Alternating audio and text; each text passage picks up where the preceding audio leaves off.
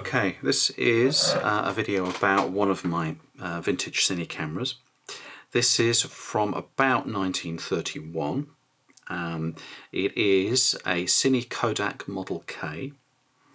16mm film was introduced by Kodak in 1923 as an amateur alternative to the professional 35mm format. 16mm was found to be too expensive for most people, so Kodak then went on to create another smaller version called Standard 8 or Double 8. I'll do a video on Standard 8 cameras on another occasion, but just to note, it uses, when you're shooting Standard 8 or Double 8, it uses about a quarter of the amount of film as shooting 16mm. So it's about a quarter the cost to shoot on Standard 8 as it is to shoot on 16mm. And of course what happened to 16mm is it became a professional format. Okay, but this camera is from when Kodak was trying to sell 16mm as the amateur home recording format. Just to note that this is, there are different flavours of 16mm, but this is the standard 16, so a 4:3 or 1.37 to 1 aspect ratio frame, unlike the Super 16, which was developed in the late 1960s. So this is quite a boxy frame that this creates here. This is slightly bigger. This camera is slightly bigger than the one preceded it. So this is the Cine Kodak Model K. The one that preceded this was the Model BB. However, the Model BB, while it was slightly smaller, was actually only able to take 50-foot rolls of 16mm film. So 15 foot of 16mm is about 2 minutes. So if you imagine you load up the camera, you wind it up, it's a clockwork mechanism, you've got about 2 minutes of shoot time. So this is slightly bigger than the Model BB, but it takes 100-foot spools of film, which allows you to shoot for just over 4 minutes. And note this is 4 minutes at silent film speed, which is 16 frames per second. So if you're shooting silent like this, you shoot at 16 frames per second. If you want to shoot sound, then typically you shoot at 24. But obviously sound wasn't available at this point. It was only just beginning in professional 35mm motion picture cameras at the time. So this is a silent camera, 16 frames per second. 100 foot will give you, as I say, about 4 minutes of shooting time. Okay. Now, this is the 100-foot daylight loading spool. The film would be tightly wound onto this, and you could actually take this out in low light circumstances, and while it would fog the top couple of layers, most of the film would be protected from exposure. So that means you didn't need a changing room or a dark room or a changing bag or anything to reload the film. Especially a thing to note is that in those days film was very slow, so you actually had 25 ISO or 40 ISO. These were the kind of speeds that you had, so it's quite safe to load in subdued light. You can still buy 100-foot rolls on daylight loading spools to this day. So if you want to shoot 16mm film, you can still buy this to this day. So in principle you can actually use modern film up to very high speeds, 800 ISO and so forth, in this camera, and it will generate perfectly acceptable image. However, there is one thing to note, and this camera is designed to take double perforated film, by which I mean that each edge of the 16mm film has perforations or sprocket holes on it. The vast majority of modern 16mm film is single perforated, so it only has sprockets or perforations down one edge of the film. If you were to put single perforated film into this camera, you'd create lots of horrible noise and it's spitting out lots of broken film, because the extra row of sprocket teeth on this would be tearing holes in the film. So if you want to shoot with this camera, because it's double perf, you have to get double perf film, which is still available in very limited quantities. Okay. So one of the things I'll do later in this video is I'll open up and load in this, but for the moment let's have a look at the outside of the camera. And just for comparison's sake, this is, like I say, a 16mm camera. It's an amateur home movie camera. This was followed up by a standard 8. So here you can see with size comparison the standard 8. The standard 8 is close on the same weight as this, but it's about a third of the volume. Okay, so typically, again, you'll have maybe about 10 minutes of shooting time on a camera like this. So let's put that aside. So to take you around here, obviously on this side we've got the latch for the door to open up the film compartment.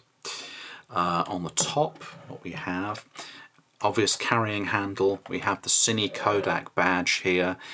So it says Cine Kodak Model K, made in USA by Eastman Kodak Company, Rochester, New York. And there's also, on the flip side, there's the footage counter, so you know how much film you've shot. Also on the top there's like a waist level finder, so you can look, if you've got it on a tripod, you can look down through here and it reflects it out to the front, so you can check that you're framing whatever you're shooting. For more accurate framing you need to use this peephole sight here, so you look through here, through the lens there at the front, and this will give you a proper field of view. This is long before amateur cameras came with reflex viewing, i.e. through the lens viewing. So you had an external viewfinder here. So that's the top, and these of course flip down. This side, what we have is we have the winding handle. So this has a big spring inside it, a bit of clockwork inside it. And you wind it up and you get maybe 20 to 30 seconds of shoot time. So let me wind that up. One thing to note, which is of interest, is that on the standard version of the camera there's no etching on this catch for the winding handle. But you can see here it's got J. Lizars, Edinburgh, and one must assume that that was a department store in Edinburgh or a camera shop in Edinburgh in the 1930s, and they arranged with Kodak to have this etched insert here. Okay. What we have here is we have the release handle. Pushing this down slightly runs it. If you pull it down all the way, it locks on, and then you have to flip it off. This button here is like the half speed button, so you'll see 16 frames per second, 8 frames per second, at half speed. Okay, so moving on the bottom of the camera it's just a tripod bush here, so you can screw a tripod into it. The business end of the camera, of course, is the lens here.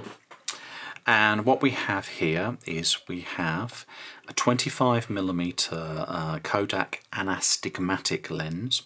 25mm on 16mm film is about a normal field of view, so not wide angle or telephoto.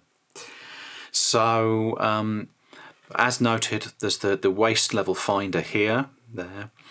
And interestingly, most lenses these days have the f-stops, the aperture, etched on the barrel of lens. In this case, it's on the camera body with a pointer needle going to it. So we can see, we can open it up to f1.9, so letting in a lot of light for cloudy days or dimly lit interiors, and then going to f16 for bright and sunny days and so forth. Also what we've got is we've got focusing here, so you can focus from infinity down to about 3 feet, okay, about 1 meter. It's interesting to note that this is a detachable lens, so you can change the lenses. So if you wanted to put a telephoto lens on here, imagine you were shooting sport or something, or you want to put a wide angle lens on, imagine you're shooting at a party or something. It's a simple matter of popping that catch up, pushing aside, and the whole thing pops out there. You can see the back here of the lens module. Okay. Putting that aside momentarily, if you look in the aperture, there you can see the rotating disc shutter. Now if we had film in it, that would be exposing the film at the moment and running the film through. Okay, so let me just close the shutter there. Okay, so that's the basic tour of the Model K. As you can see, it's a metal camera body. It's covered, glued on black leather. This is in unusually good condition. Many of the ones I see on eBay are very battered and tatty, but this one is actually in comparatively nice condition. It's got some scuffing on it, some dust on it and so forth, but actually it looks in very good shooting condition. So one of the advantages of 16mm, of course, is for many years it was used as a professional format for documentaries, TV drama, news and so forth. It's a good high quality format, and if I ran some film through this, obviously they wouldn't be necessarily up to the standard of modern 16mm cameras, but it would still be good enough quality to broadcast on TV. So, opening up the camera now, we'll open up here, lock off, slide the latch and lift the whole side of the camera off. And interesting, you can see the recommended films from about 1931 or so here. So we had Kodak colour, Ektachrome, black and white panchromatic safety film and so forth. Now, as I noted, the BB model could only take 50-foot rolls, and the way they got around this problem was, instead of having the rolls one next to the other, so the feed roll, 50-foot feed roll of film here and the 50-foot take-up roll film there, they did what's a coaxial element. So what we can do, pop the latch off, so the feed roll goes in here, and once you've fed the film through, you can put this down and latch this, and then you put the take-up roll on here. So let me give an example here. And then you put the film through the gate, so you've got sprockets here. So what you can do is pop open that, so you feed the film through here, through the gate. Here's the claw, and the claw runs the mechanism through. And then back through the sprockets here. Here's the double sprocket drive and onto the take-up reel. So you can set it all up there, get it all running. Let me see, we've got, you'll see the take-up reel rolling up, the sprocket drive rolling, and so on and so forth. And then, of course, what we would do is put the lid back on. Put the latch back over. Famous last words. Put the latch back over and put the lock on. And now, if we pop the lens back on, of course, we will be in a position to start to shoot.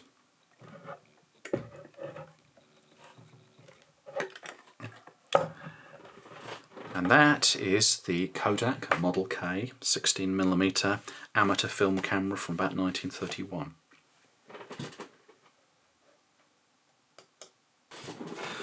Okay, so I've been around and talked about all the various bits on the Kodak Model K 16mm camera. I thought it would be useful to go ahead and load it with some film. Now, with an old camera, another camera I bought, it came with a bunch of expired Ektachrome 7251. This is at least 30 years old, maybe 40 years old. So, given it's an old film and it hasn't necessarily been stored very well, it's going to be, the colour's going to be shot on this.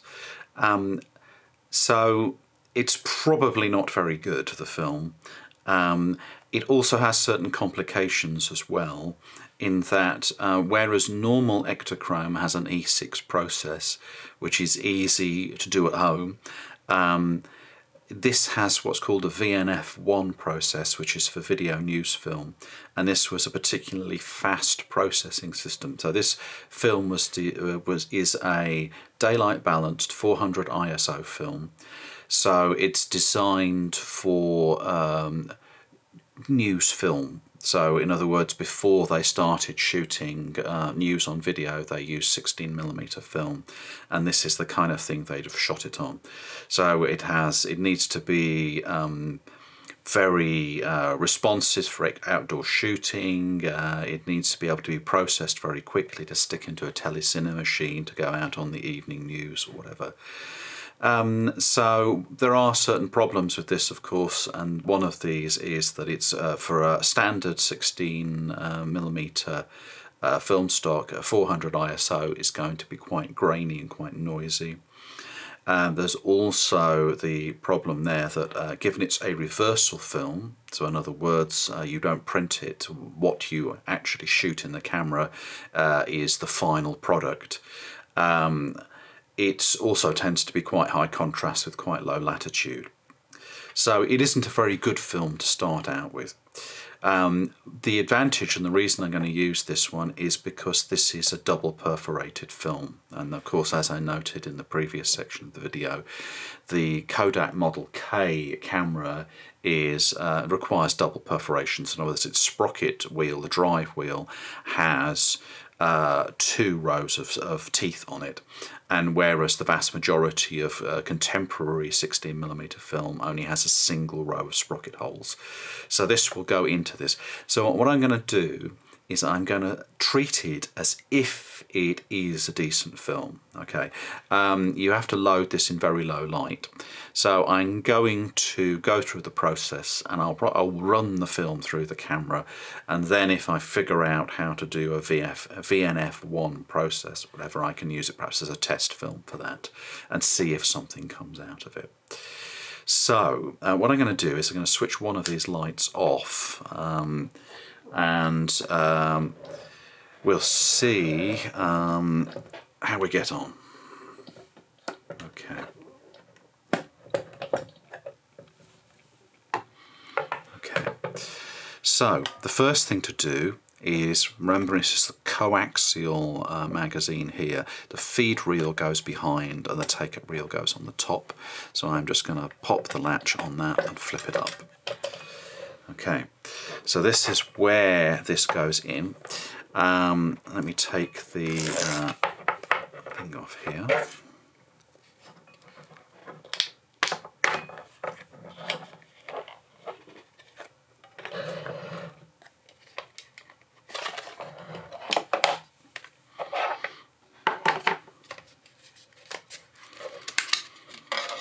Now, I've actually loaded lots of 16mm film cameras with film before, but this is the first time that I'm actually loading this particular camera.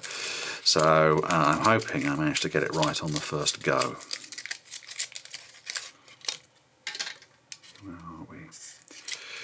Okay, so emulsions on the inside, of course that has to face the lens. So let me think about this for a moment. This has to go in this way here, so that when it curves around, the emulsion faces the lens. So what I'm going to do is I'm going to pull off a strip of this to start with. Okay. Don't want to pull too much off. Because it's been such an old film, it's quite springy, so in other words it's kind of trying to unwind at the moment, which isn't great. Okay, so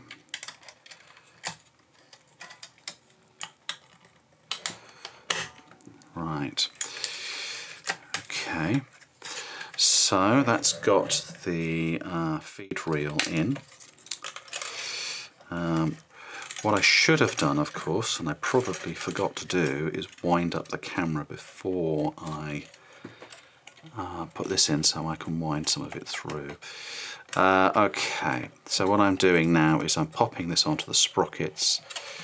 Give it a quick tug. Okay, that's engaged there on the sprockets. Okay, just want the top one on. There.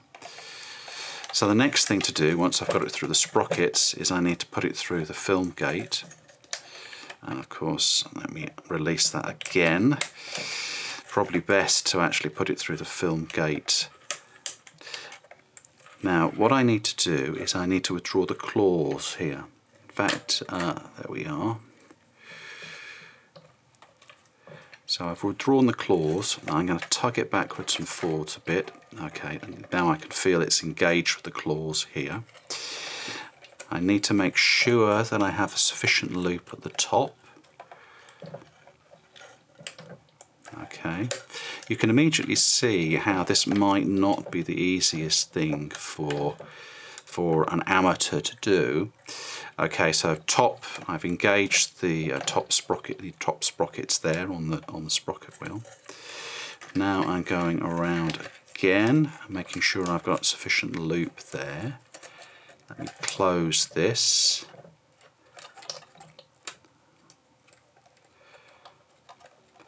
You can see why it'll be popular with people when they got Super 8 film.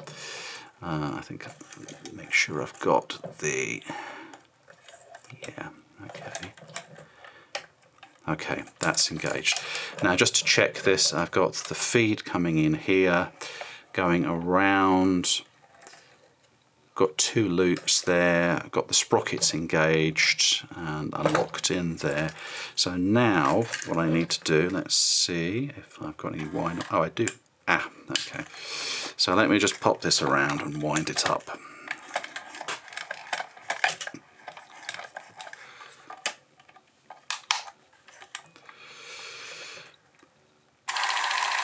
And it's working. Good. Okay, that seems very smooth. Now, of course, what I'm going to do is I'm going to wrap this around a take-up spool. There's a slot in here. Where is it? There it is.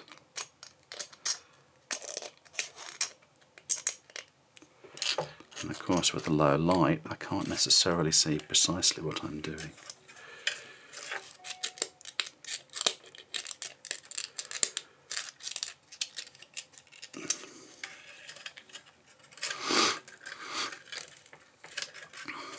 This might be a bit I actually cut out of the video because I'm struggling to get this to actually. There we are. Okay. So I'm going to do a couple of wraps around this by hand. Well, more than one.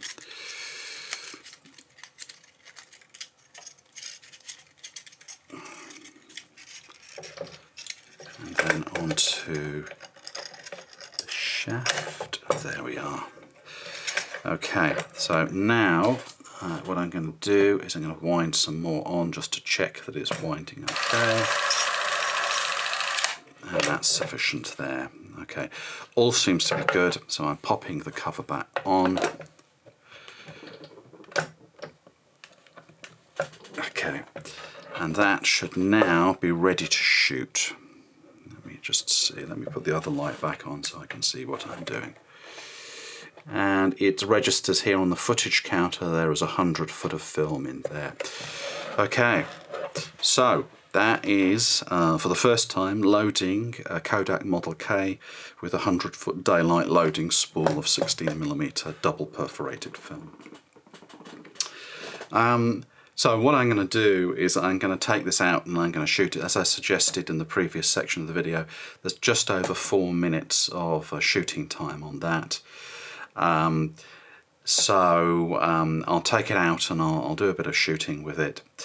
I'll shoot it as if it's good film, and then later on when I can deal with the developing things, we'll see how that comes out, if anything comes out at all. One of the things to note is that there's a lot of old Kodachrome film floating around at the moment. And Kodak discontinued the Kodachrome processing facility a few years back. So people can shoot the old Kodachrome, but they can only develop it as black and white. So you can develop it as black and white negative, so the image quality is very, very poor, but it still actually generates a visible image, a very lo-fi image, it has to be said. So I'm not quite sure how the Ektachrome is going to come out. Nominally, of course, this is something you could process to full colour at home. But this is very old film, as I say. So we may get some muddy and unpleasant looking images, but we'll get something probably.